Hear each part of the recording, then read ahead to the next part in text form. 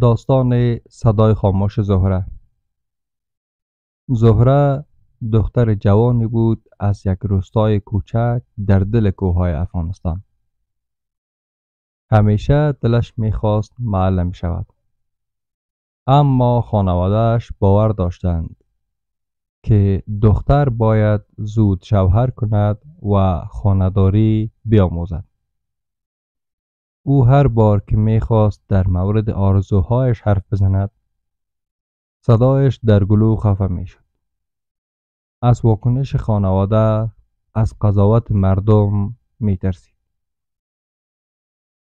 یک روز در مدرسه معلمش شعری از فروغ خواند.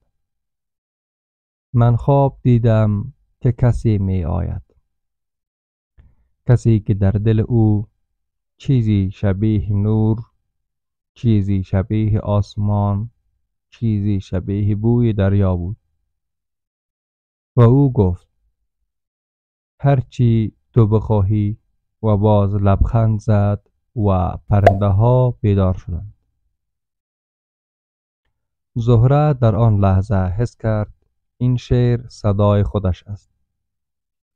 بعد از آن روز تصمیم گرفت دیگر سکوت نکند. او با مادرش صحبت کرد.